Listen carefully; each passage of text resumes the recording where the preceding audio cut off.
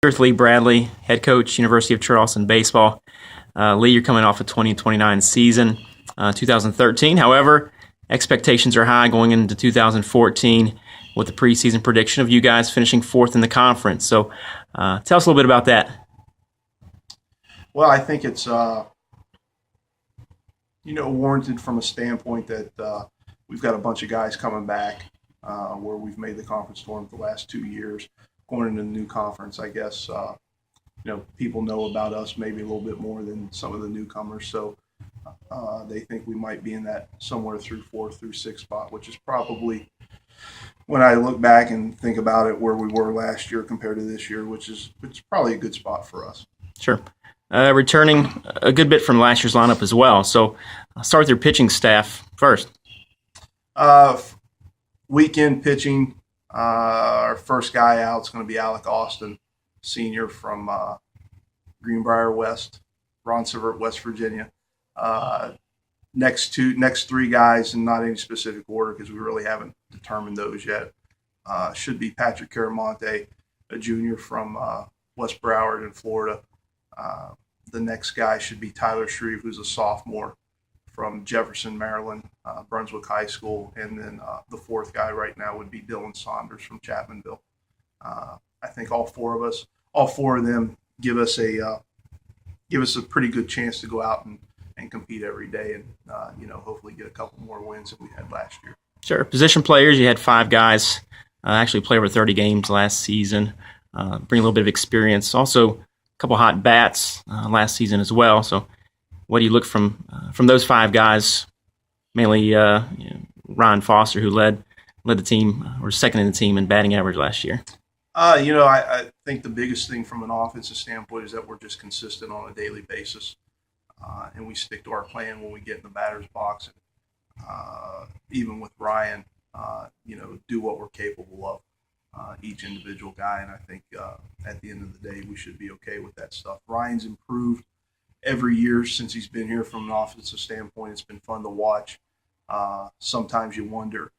He's a two-sport athlete, football player as well, and had the injury bug a little bit the last couple of years. Sometimes you wonder how good could he be if he was just a baseball guy. But that's one good thing about the place that the way we do things here is, guys get to try to do both if they can, and he's one of those that has taken that role, dealt with it, put the extra work in, either football or baseball, and is starting to reap the reward of it.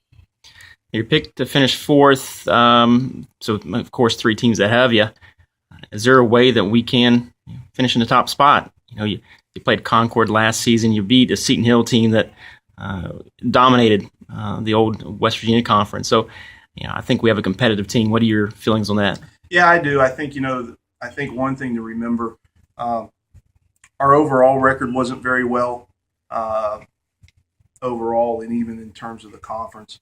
But going into last year, I can sit here and tell you that as long as I've been here, that's the toughest schedule we've ever played. We beat 3 different teams over the course of the season that were ranked in the top 20.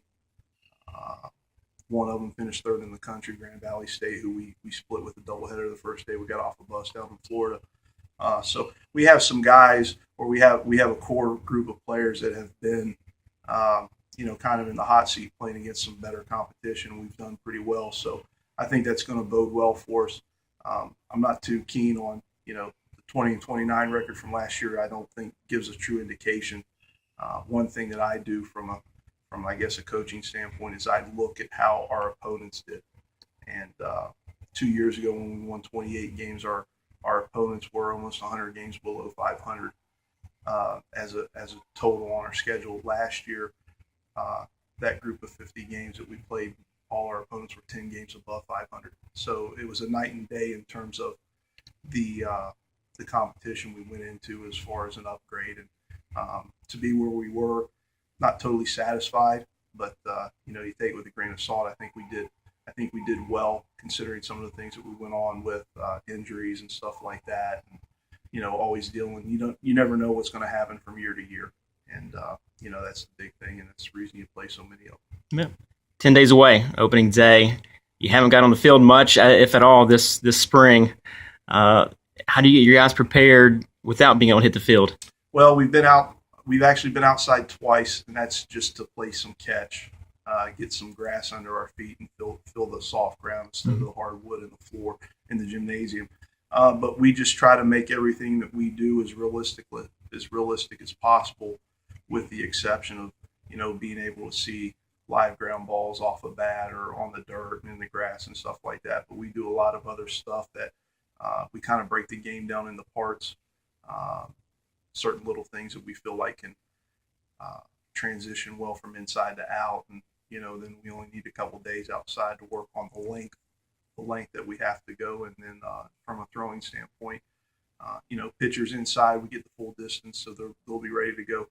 Hitters, we're banging it every day, and it sounds better every day. So, the big thing for that is the thing that you have to be mindful of is early in the season, pitching's always going to be ahead of hitting, because they can actually do everything full go from the full distance the entire time that they start indoor, the indoor winter part. So they got to be patient. They got to trust the process, and we'll be okay when things finish out.